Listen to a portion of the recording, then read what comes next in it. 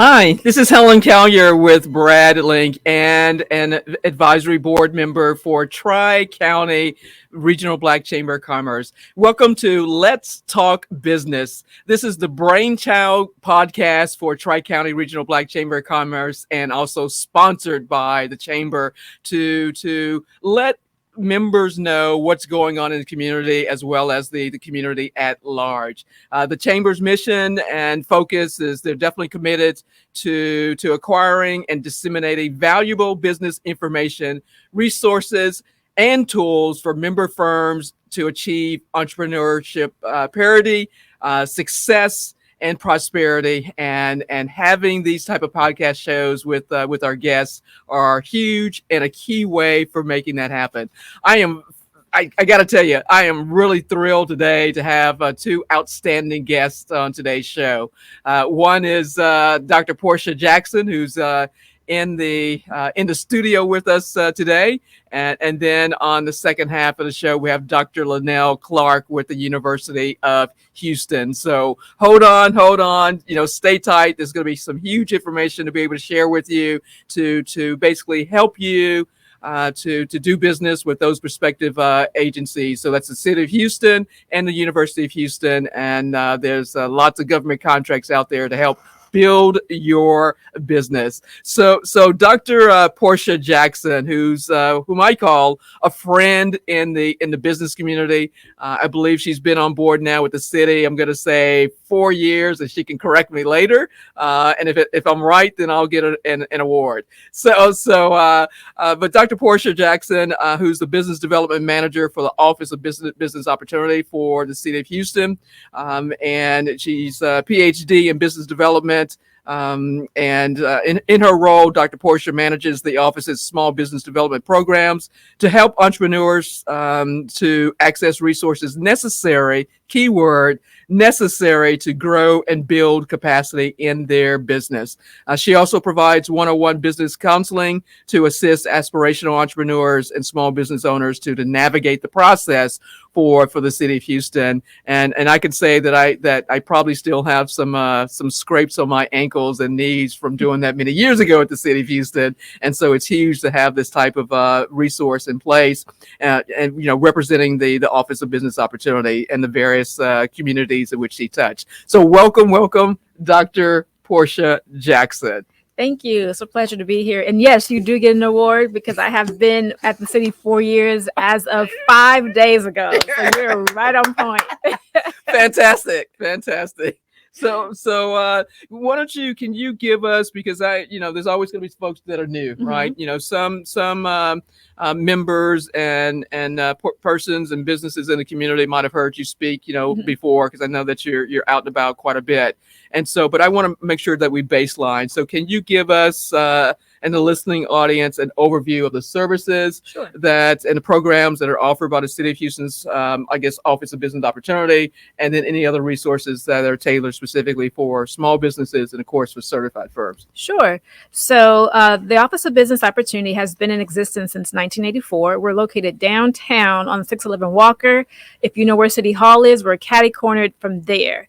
So with that, we have 4 major facets in our office. So we have our certifications that pretty much everybody knows us for. So if you want to be certified, minority, woman-owned, all those different certifications, we can get those for you. We also have our OBO Solutions Center.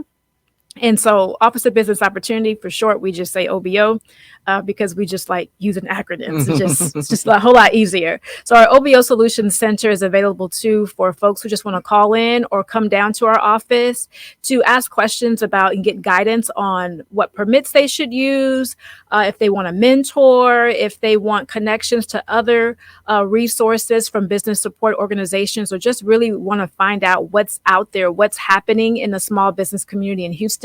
We're able to do that. As well as another facet is we do have a contracts compliance division. So think about all the different contracts that the city has.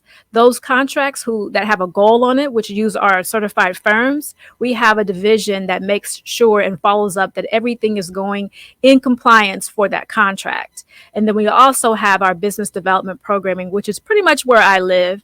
And that's making sure that our small businesses have the education and all the resources need to do business. And so our office basically is an advocate for small businesses. We have a variety of services and we have partnerships. So if you need mentorship, we can definitely do that. We even have one that I absolutely love, and that's free legal advice. And we know lawyers are an expensive have an expensive tab, so we're able to offer that service, as well as signature programming that could last anywhere from a couple weeks or one day all the way up to about 6 or 7 months. So we offer all of those services, and everything that we provide is at no cost to the business owner. And I believe that the legal aspect of the resources being offered, and that's for free, that was added a couple of years or so ago. Was that during the pandemic or time of the? It was. We had it prior to the pandemic, and then we had to shut it down for a little bit, and then we brought it back up once. We do it in partnership with a whole bunch of legal firms, and so once they got back up and running, we were able to continue it. But we just changed the formatting because of the pandemic. You weren't able to come down in person like you used to, and so we have it so it's strictly online now. And that's super. And so for the resources that are available for the OBO Center that you spoke of, is that speaking with a chat bot, or is that a real person? Is it by phone or is it in person? If you can go through that once Sure. again. So you have an option. You can come in person. We do have someone that's dedicated to greet folks and to help direct you. If you are a person like me, I like handouts. Right. So you can come in and get some handouts, definitely. But you can also call on the phone, and we have various people answering the phones that can assist you as well. And what are the hours for that center? Sure. So the OBO Solutions Center is available anywhere from 9 a.m. to 4 p.m. Okay. Monday through Friday. All right. So you make sure you note that 9 o'clock a.m. and 4 p.m. Central Standard Time. And if they come in person, just keep in mind you're entering a government building. So know that it's an airport situation going on. You have to go through all of that metal detector and showing your ID and all those things. So some people forget about that, and just want to make sure that everybody knows. I appreciate that. And bilingual? Yes. Or trilingual could be bilingual, English and Spanish. We haven't been able to add any other languages yet, but who knows? Sounds good.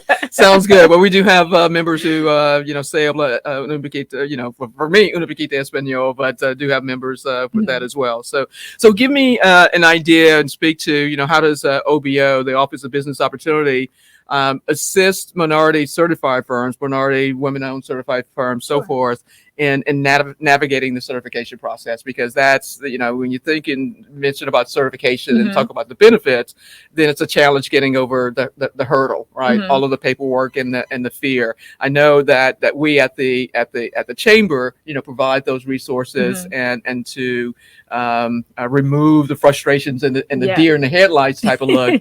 But if you can share with the audience what the city does and what resources are available. Sure. So we have a pre-certification workshop that happens every first and third Tuesday of the month. On the first Tuesday, it's going to be virtual. On the third Tuesday, it's going to have an option of either attending virtual or in person. And we also have it on demand. So if you aren't able to catch us virtually, you aren't able to come down and you just want to watch it sometimes at midnight or want to watch it over and over again, you definitely can on our YouTube channel. And so what that pre-certification workshop does, it's going to walk you through all the steps of what you need to complete the application. We know that it's a lot of information.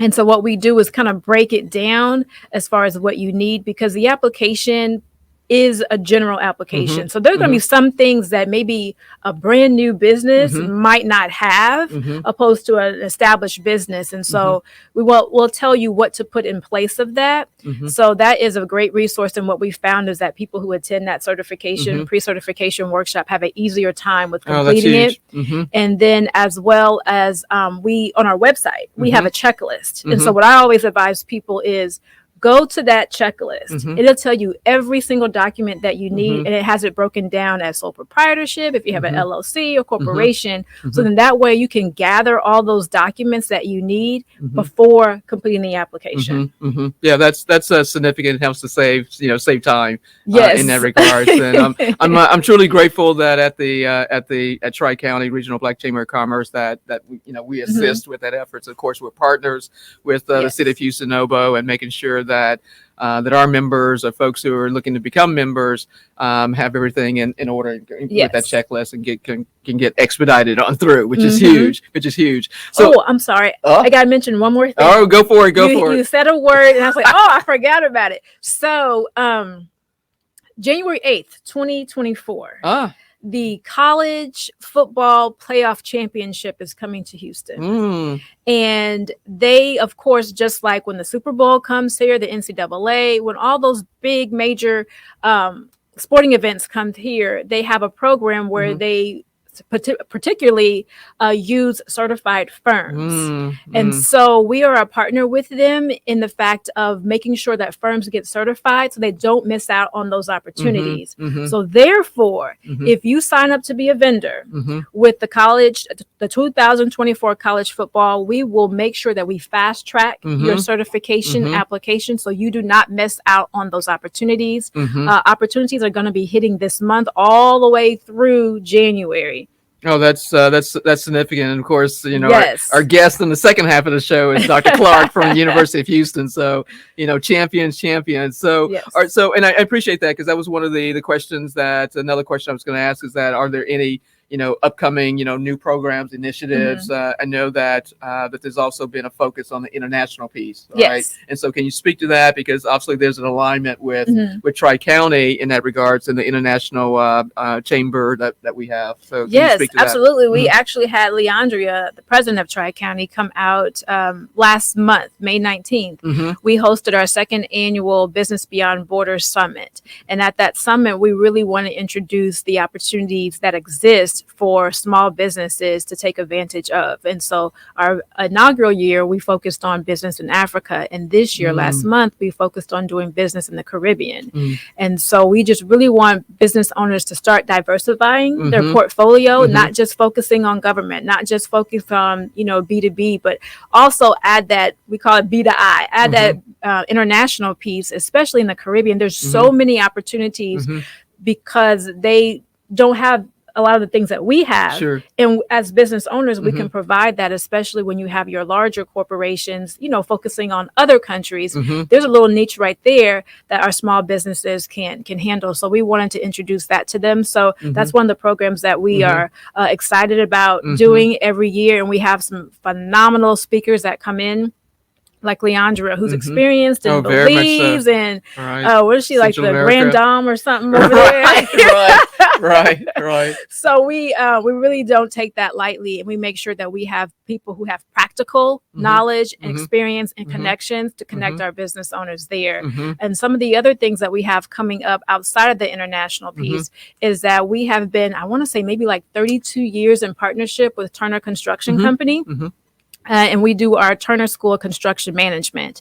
And so applications are open now for that. And so what that program is if you're in construction, and you probably know who Turner Construction Company is. They do so much work, not just in the Houston area, but nationwide. And so they have this program where they actually teach you what they call the Turner Way. And so they are really looking and seriously and intentional on getting certified firms, vetting them, showing you about estimating and marketing and how to handle your business so you can be a successful subcontractor on their contracts or in the private sector. And so a lot of the folks that participate in that program actually end up getting contracts with Turner. So definitely folks check that out. All that information, everything that I'm mentioning is on our website, which is houstontx.gov/OBO. And you can see more information about that. Another thing that's coming up too. Let's make it happen. Let's make it happen. So we got the 2024 college football, which is going to be huge, from a tourist standpoint and the activities going on. And of course we have the international piece. We talked about the Caribbean as well. I also, as you get ready to tell us about that next effort to give us an idea what the city's budget is, and then typically what those participation goals look like and so forth. So we can talk about drilling it on down to say here's a bucket of opportunities that you can be going after. So go ahead. What's that exciting? So the next thing coming up is our annual Lift Off Houston Business Plan Competition. We'll be in our 11th year, and so for folks who just have a business idea or have been in business less than a year, that is coming up. You have the opportunity to vie for $10,000 in 3 areas: product, service, and innovation. And so we'll start applications pretty soon, and you'll go through a series of classes that help you to get your business together. And then you'll be paired with a financial advisor as well as an actual advisor to help you get that business plan together if you choose to compete in the competition. So it's just a lot of great programming that we have that's available. And when we talk about the business plan competition, it's not just for somebody who's never had a business. If you maybe have 12 and you decided I'm going for 13, you can still enter as long as you meet those requirements and you're in the city limits. Yes. And so give an idea of the size, the order of magnitude of the city's budget. So the city's budget is, oh my gosh, if I can remember, it's in the billions. I want to say maybe 3 or 4 billion, something like that. So we got the B word, which is huge. And then typically, what do you see as far as target goals around that, or what do you see historically? So historically, honestly, this year is going to be, I believe, our highest that we've used certified firms, and we are at, I believe, 32%. Almost 33%. I think last year we may have been at 32. But so what that means is that we are utilizing certified firms more and more and more. And so we have, if you go to our purchasing website, which is purchasing.houstontx.gov, what you'll see is all of the current bid opportunities out there. And what you'll see is it broken down in 3 areas. You'll see sealed bids, which are typically your formal bids. You'll see your informal bids, and then you'll see RFPs. And what I've been noticing is that we've been able to unbundle those large bids. And so I even saw, I want to say maybe it was a couple months ago, there was an opportunity for someone to provide 2 projectors. And so that's where our small businesses can come in and start to grow their capacity by taking on those smaller contracts and using that to leverage larger contracts. In general, when we talk about the goals on our contracts, construction contracts over $1 million, our typical goal is going to be 34%. For our goods and services, it's going to be 11% over contracts over 100,000. And then for our professional services, so that's anybody who pretty much needs a professional license to operate. So think about legal, architecture, engineering, things like that. It's 24% standard goal. That's I'm a believer in following the money and following the opportunities. I know that there's billions of dollars of work that's going on right now at the Houston airport system tied to the Mickey Leland International Terminal, the new FIS. Continues to be, of course, work through the public works and engineering. Always things going on with the roads and underground utilities, so forth, which is huge in its own right. So in wrapping up, what advice or tips, from what you've seen with small businesses and certified firms at the city, what advice or tips would you give to those listening to say, hey, here's what you've seen or have read or from success stories to say, hey, here's what's necessary in order to thrive and succeed in at the city of Houston, being successful in the city of Houston? Persistence. The folks that I've seen, I always tell the story of one construction company when I first started with City of Houston.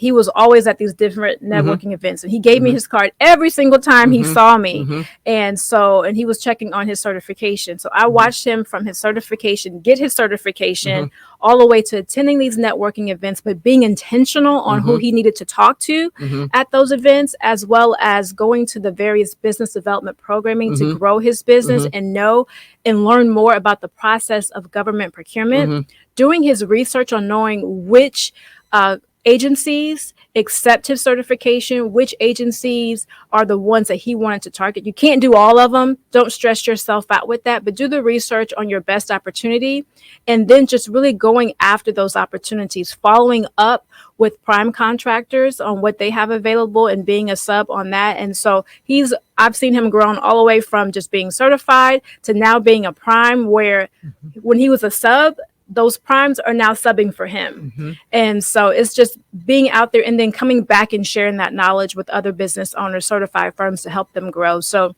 Mm-hmm. stay persistent, do your research, and be strategic and intentional on everything that you do for your business, Mm. and build your network as well. Yeah, that's huge. I can see a blog article coming out with that.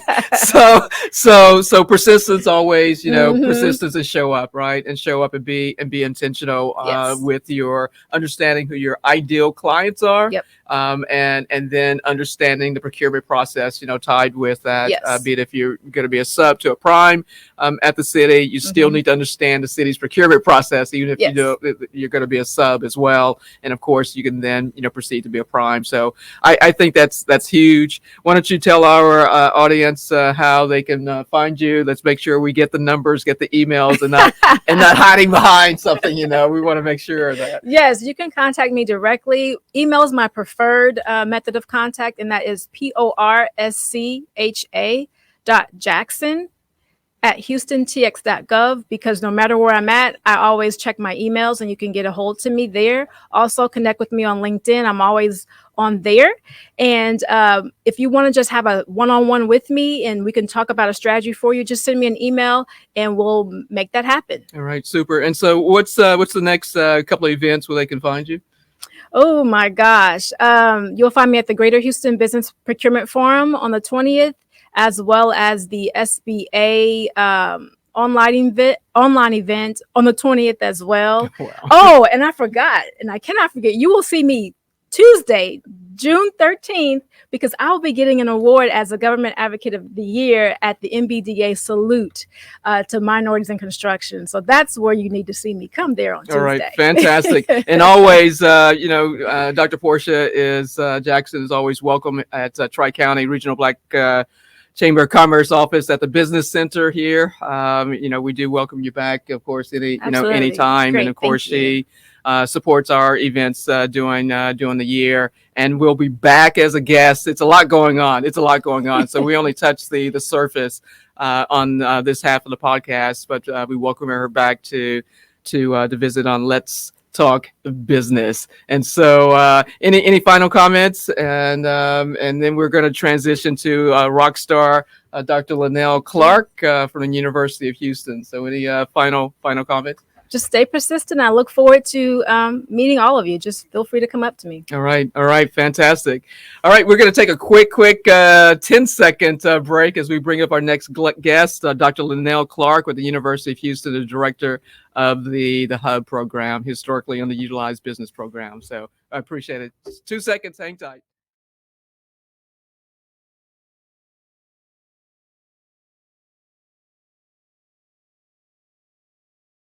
Welcome, Dr. Clark. Thank you. How you doing today? Hey, go Cougs! Go Cougs! Go Cougs! I have the red on for you. The red on for you. So, yeah, I gotta show my UH sign here. Yeah, I mean, there's a lot going on, here in the city, and I know that for you, Dr. Clark, I remember when you got started, and let me give a brief synopsis of Dr. Clark's background from what I know, and she can clear me up later. A proud, U.S. veteran, and I thank you for your service.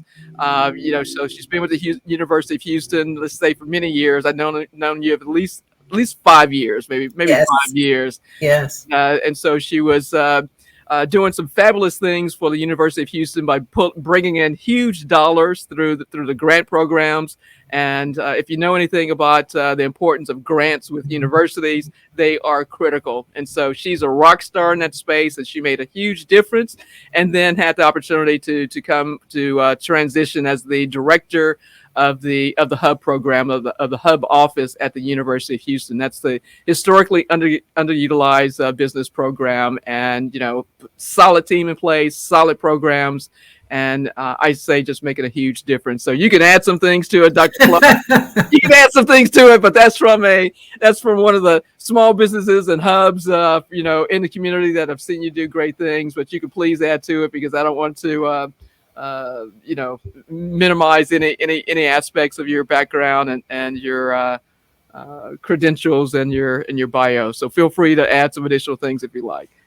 Hey, it's not about me. It's about the results. So that's the bottom line. Man, oh man, oh man. This is Sunday morning right now. It's getting ready to change on that. That is the Dr. Clark that has made a difference in the 5 years. So I'm so grateful for you making that particular statement.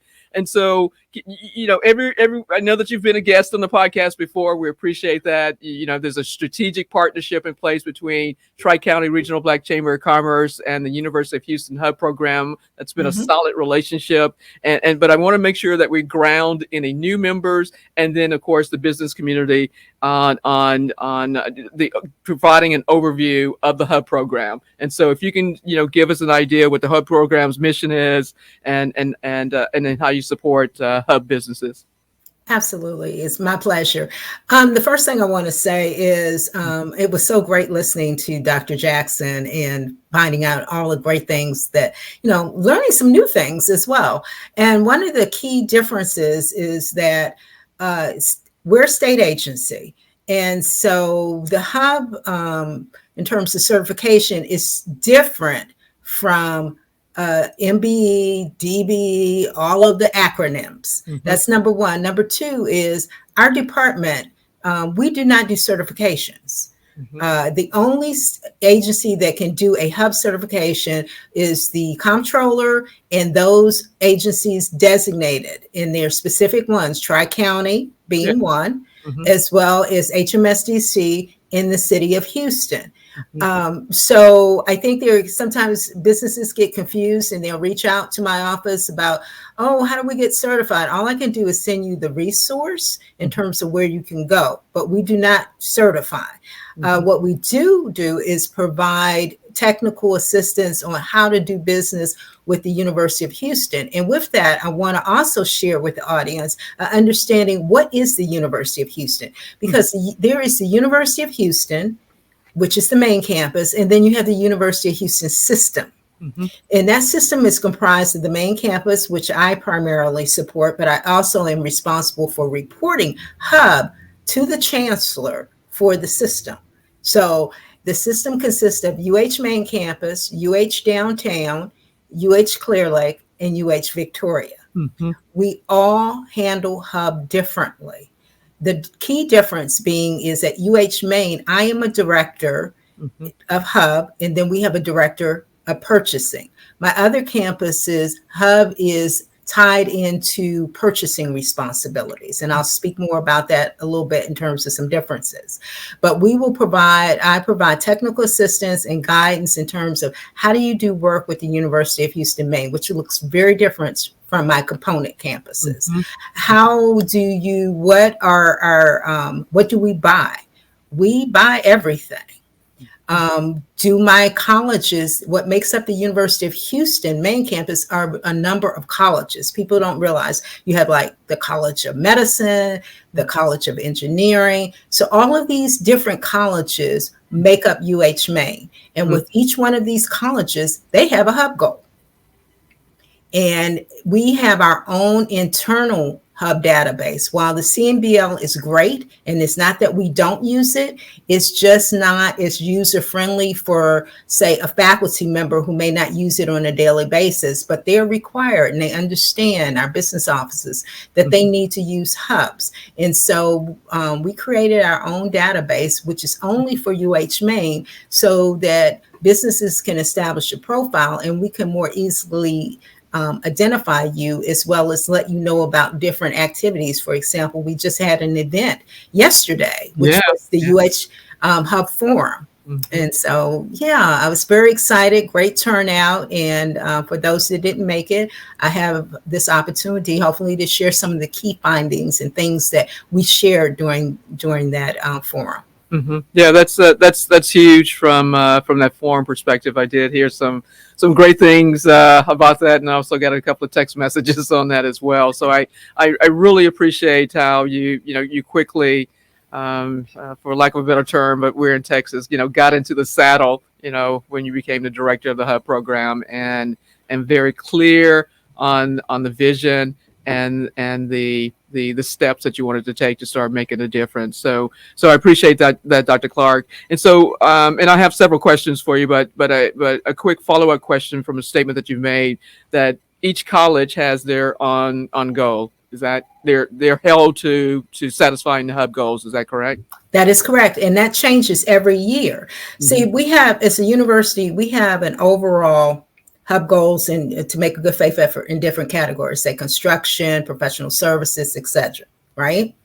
Well, the reality is, in order to achieve those goals, it is, as I shared with the chancellor, it's not on my department. It's an overall university mission. And so with that, we look at each expenditure made each prior year, because those goals change for those colleges every fiscal year based on prior year expenditures. So it makes sense to them. If you're not doing only ones that do construction falls under administrative and finance. But what about College of Medicine? Well, they have a heavy presence in commodity areas, for example. So we look at the expenditures, and then based on those expenditures, the minimum goal will be 10. I believe it was either 10 or 5%, and then the maximum, so that people won't, not that they can't go over it, would be 35. Okay. And so what we do is, again, look at the prior year, and then I can look at, and now that we have, we're using transition to what we call Power BI. Okay. Anyone, which is Excel on steroids, we are able to generate more actual real-time or more daily, ideas of where we are in terms of expenditures, what is expended. And all these reports and this information is available on the Hub website. Okay. So anyone can go in and see where our colleges are making their differences and making their big spend for now, not prior year, but currently. We keep that updated so people can actually, which I always encourage businesses to not just do the business, but focus in on being more strategic. Okay. Use data. That's what I use. Okay. You got to use data. So, and then what we do is we not just give colleges the goals, but they have a contest. So every year, based on prior year, 3 people are recognized and receive nominal departments. And believe it or not, our colleges, like anything else, they are competitive as all get up. They are. Okay. All right. Okay. And so they like bragging rights. Okay. And they get their little stipend that they can have a little party or whatever. It's not, again, it's a nominal amount. We're using taxpayer monies, state money well. Right. And then we also report to the chancellor in terms of those that are doing well and and it helps me to identify those that need additional assistance. Because what I have not found is resistance to the program. Oh, that's huge. What I have found is, like anything else, a lack of understanding and or I need it now. Okay. Or I need it from, say, for example, the College of Medicine. They have specific, or nursing in the medical areas. They have specific big corporations they're used to doing work with, Medline, Mhm. Fisher. I'm just naming a few, not all. And so what I did was I make certain when I do my vendor fair, it's targeted. And this year, what I did differently was to make certain I looked at and only invited hubs that had a partnership with big corporations. That's So huge. I could say to them, look, you buy from Medline, you buy from Fisher, you buy from this big corporation. Here's the hub that can speak, that is a partner and can provide all of these things, because they really don't care who gives it to them. It's Right. just that they know what they want and they know when they want it. Oh, that is huge. That you did that, because you're basically saying, hey, you already have established relationships and or either aware of these existing partnerships, and so now what's your challenge, right? And so, Right. right. Well, let's take away all of the what ifs, why nots, etc. Because again, I look at it from the perspective, people are human, right? Hmm. I also recognize, and I've said these words, there are things called unconscious bias. We all have them. Right. Okay. So I am going to focus in on how to help you overcome your unconscious bias. Hmm. Hmm. Hmm. Hmm. Right, and recognizing that it is there, and it's not a matter of pointing fingers, or saying that somebody's not moving forward with it, because they're not in alignment with, I would imagine, that the vision, right, the chancellor's vision, if you will. So Right.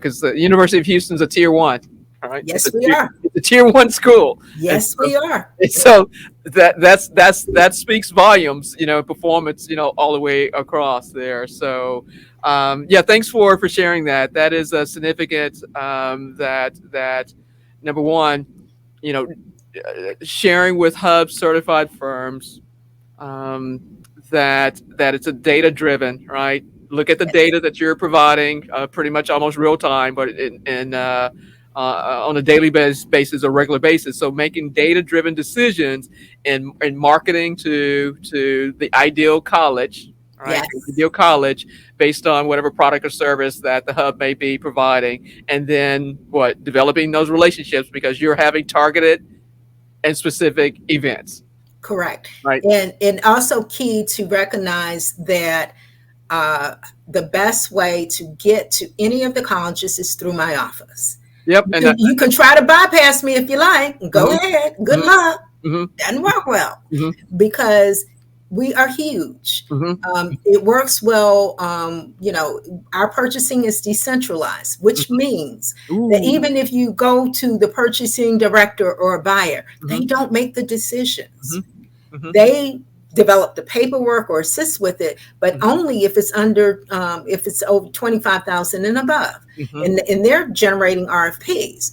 The mhm, other thing that that I recently learned and shared was we have a lot of facilities and maintenance opportunities that are occurring now. mhm, And facilities and maintenance, when I met with them, and that's key where my office, I'm always trying to get on the pulse of what are they doing out there. mhm, So mhm, that's where I spend a lot of my time developing those relationships at those departments. But facilities, they use pull firms or businesses from purchasing cooperatives. okay. I would expect it from maybe one of the other colleges for commodities or for technology, but Mhm. I did not expect that they would be identifying a firm off of a purchasing co-op for a facilities contract. And can you go into more detail about the cooperatives, for those listeners who may not be familiar?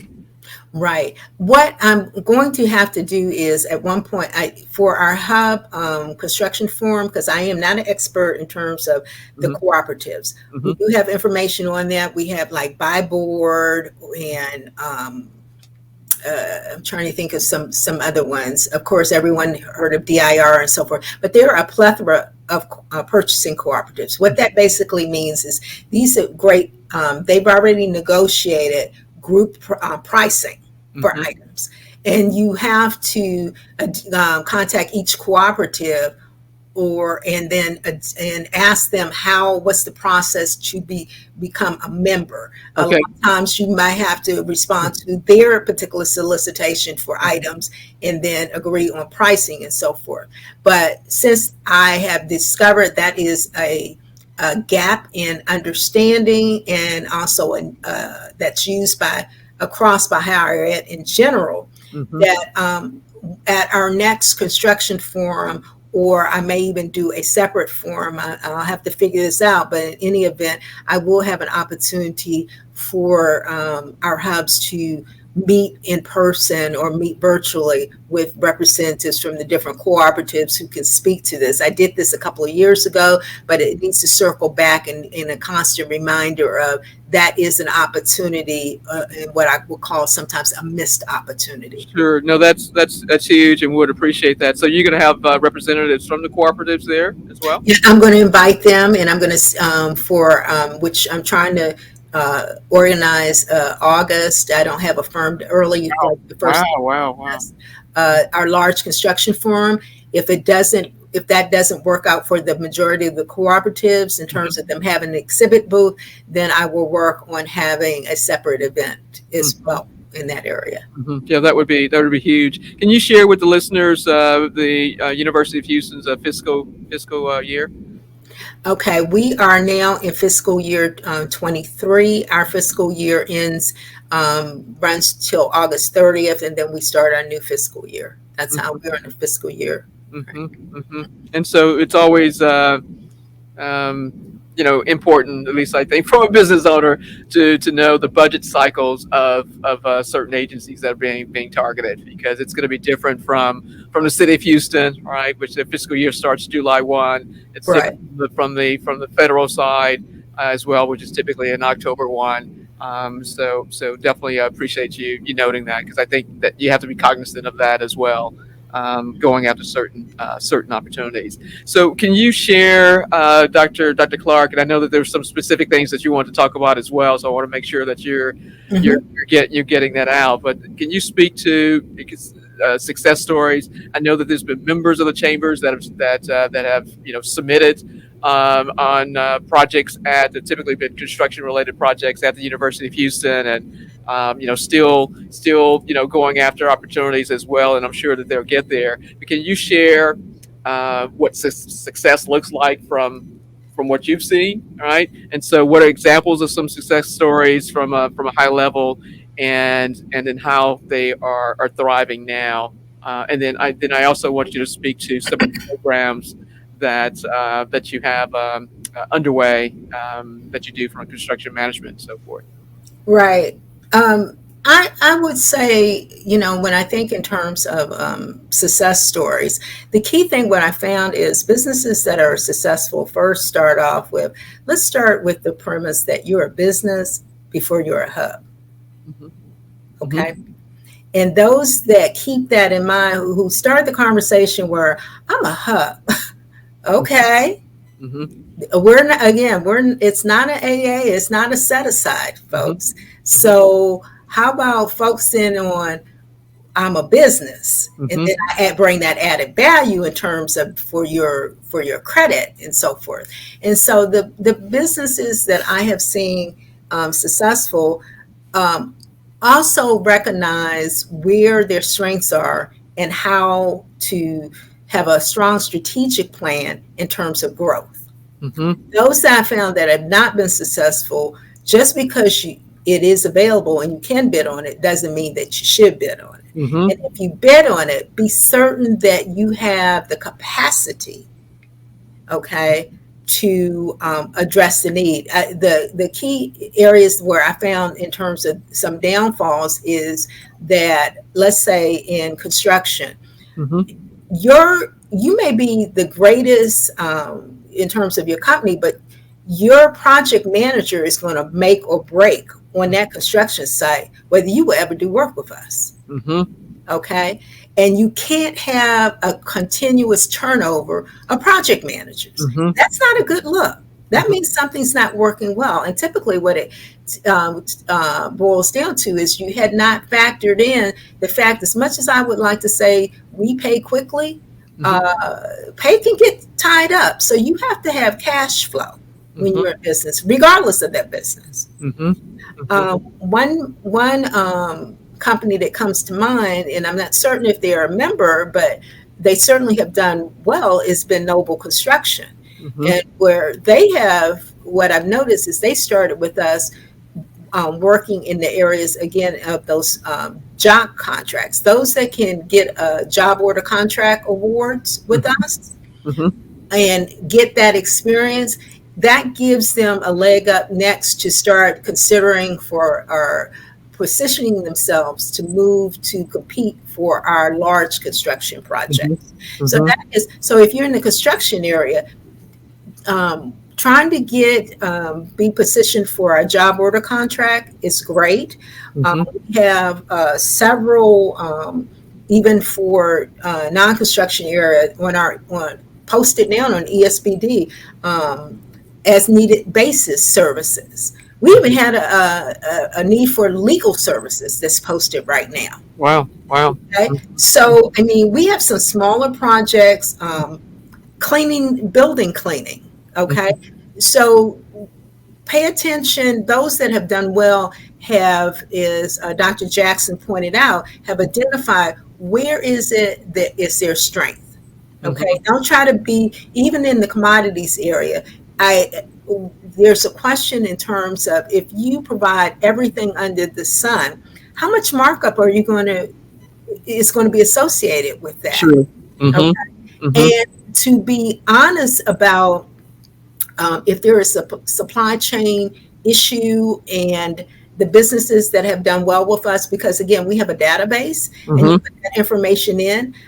I have been amazed how someone has said, or I've went out for a quote because it you click on the email address and it doesn't work, Right. or the Right. person's not there anymore, and it Right. doesn't. Nobody's going to research and try to find the correct phone number or email. I'm Yeah. just going to delete your profile. Mm-hmm.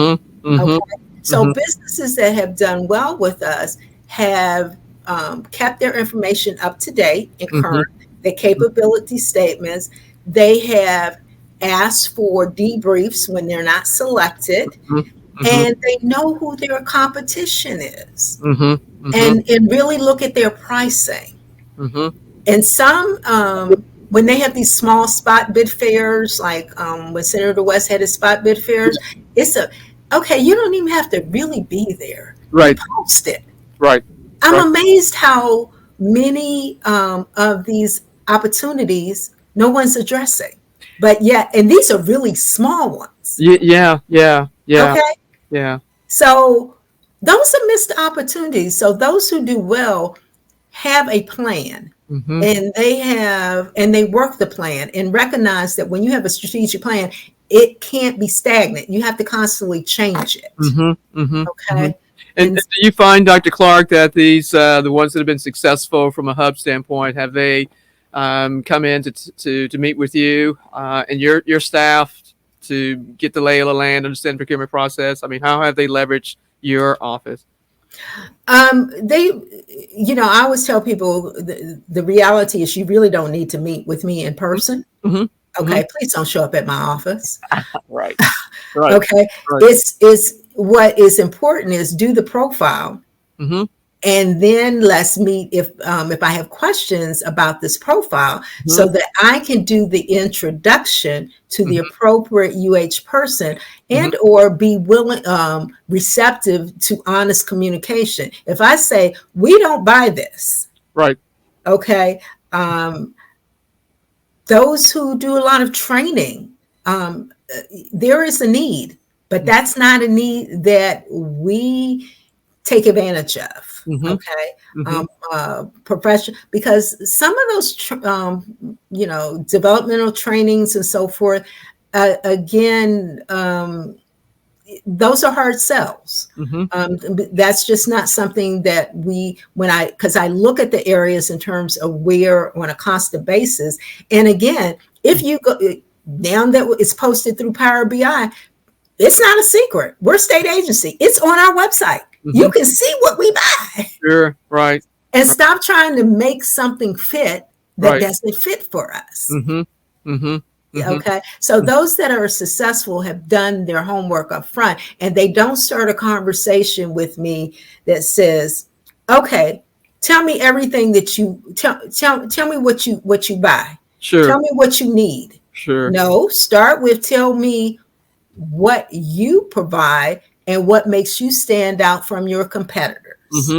Okay, versus the other way around. It's I don't think people realize how they sound or appear when they approach someone about opportunities. That is not the best way to approach, because my answer is going to be, we buy probably almost everything, possibly, but I don't know. You tell me in a concise manner. That's why I like our database of vendor profile, because you give references. And also I would say, if you have references that are in higher ed or education, that's what we're looking for. We're in education. So if you have those references, think through in terms of the appropriate references that you're giving. Yeah, that's huge. Yeah, that's huge in that regard. So that's a lot. That's a lot. I mean, as I mentioned to Dr. Jackson, she was rattling off some stuff. It's like that becomes a blog article, and I'm happy. We'll have to grab the content for this and turn it into an article, because what you've just given has made a difference, right, for those businesses that have been successful and still being successful. And this can be a leverage and be able to use, especially again, since you have the data that's out there. So companies can be smart and what they're going after. Can you speak to, Dr. Clark, as well, the difference between the thresholds? You mentioned about the 25,000 earlier, and of course, then you have the over 25,000. Right. Well, 25,000 and above, we are required to post on the ESBD. And that's Comptroller's Electronic State Bulletin Daily. So that it's posted, and we're under agency 730. And then I also have our UH system, which is different. It's like the president's office, a different component, 783. But most things are under 730. And then UH Downtown, Clear Lake, and Victoria have their own agency numbers. So if you're interested in opportunities with them, those are whole separate entities that you reach out to, as well as you can look and see what's posted there. So 25,000 is posted. We have the option, if we don't want to do a formal RFP for something, we can, again, go to a cooperative. But for the most part, most things are posted. 15,000 up to that 25,000 requires 3 bids of least two of which must come from a hub. Okay, can't get past that. Okay. Colleges have to justify through me why not, and verify, and that's when they will use the database, reach out to me more likely than not for assistance to help identify a hub. I will just say this, what I found is a disturbing trend, and I want to share this with hub vendors. Please don't give people a reason why not to use hubs. And what has happened is some contractors, they do this well. When there is a hub subcontracting plan required, they have to identify a minimum number of hubs. And what they will do sometimes is they have identified a hub that let's say fencing, for example, just as an example. They'll identify a company from El Paso. Okay. Now, my common sense says, you're trying to tell me that there was not a company here in Houston that can provide fencing. And the response has been, which is hard for a legal challenge, well, that hub firm identified on their paperwork, not only do they perform that service, but they perform service in every geographical area almost in Texas. They included Houston. And then surprise, surprise, when they contact the hub, they decline to respond. Okay? Yeah, got it. We shoot ourselves in the foot when we do that. So I always ask people, please don't have me contact you and you say, oh yeah, I can provide, I was looking for a golf carts or whatever. Somebody had put, and that's that's why I like our vendor profile. You can only put 3. Okay. Right. You put 4, it will not go through. Right. Because the CNBL, I've looked at that, and people will put that they do everything. That's not even logically possible. Mm-hmm. And so those things are kind of like my pet peeve. I understand, but no, I appreciate you sharing that. I mean, that's a good message, just to be, direct, and just direct to the businesses that are listening in, right? Because I'm sure that Right. applies across, for other agencies as well. I mean, And what? I'm sorry, let me give No, one go more key point. To please make certain, because a lot of our hubs are now going after is, or like I said, we have a lot of opportunities where you don't have to be a subcontractor. It's small enough, it's competitive enough that you can go after it yourself, but it's still going to require a hub subcontracting plan because it's over that threshold. Mhm. Please take advantage of our courtesy HSP reviews, because what has happened, whether you're hub or not, if you're subcontracting work and we have a goal, and you still have to, if you're not going to self-perform everything, you say you're going to subcontract, you still have to identify Can you who you're spell going out to. that acronym as well? I'm sorry. Can you spell out that acronym? The hub subcontracting plan. Right. Mm-hmm. Okay. Mm-hmm. And so what we want to make certain that you do is, what I found is a pattern is they've identified, and I felt so bad because it was a hub firm Mm-hmm. that was trying to do the right thing and give an opportunity to other hubs. It's a subcontractor. And the hub that they identified to meet that entire goal let their certification lapse. Wow. Wow. I had no choice. Their proposal was thrown out. It's non-compliant. You cannot substitute after it closes. You Mm-hmm. can't. Okay. And so whenever you are going to, if you're a hub, provide that certification up front so that you can verify that it didn't lapse and that you're not kicked off, because you're eligible more than likely. It's just that you did not have it renewed, and you can't renew it in the process of trying to get a project. Right. So again, when we talk about, when you asked about the dollar threshold, so the 15,000, if they submit quotes to two hubs, I have to verify if, to make certain that they are still qualified. Anything under that 15,000, we can do what we call a spot bid, a spot purchase, or a P card purchase with being their purchasing card. And so regardless if they do that, my colleges are still sensitive to the fact of a need of a hub. And that is, I would say, just built on building relationships. And my kudos to our chancellor and her team that have stressed the importance of the hub program. Yeah, I think as we get ready to wrap here, I mean, I think you've done a significant. You made a significant impact in the community here, and where the efforts and initiatives have, I believe, helped to increase the hub numbers, and you can speak to that. But can you, in closing up, give your contact information, and also let us know, give us an idea what the size of the U of H budget is, so members can be cognizant of that market, if you will. I know the University of Houston, as well as other educational entities, are anchor institutions, right, in the city, and so that means that you got pollination going on, right, that helps to increase and improve the economy in the Houston area. So how and where can they get a hold of you, and then any lasting words, as well, and tips? Yeah. So the best way, again, is email for me, because I check my emails, even though I can pick up the phone. It's just much faster and more efficient for people to email me, which is flclark@uh.edu. So that's F is in Frank, L is in Lily, Clark, CLARK, @uh.edu. If you insist on making a phone call, you can. I will eventually get back with you. My number is 713-743-8603. That's 713-743-8603. But my preferred contact method is email. And then I can schedule a time if we need to speak over the phone or have a Teams or a Zoom meeting.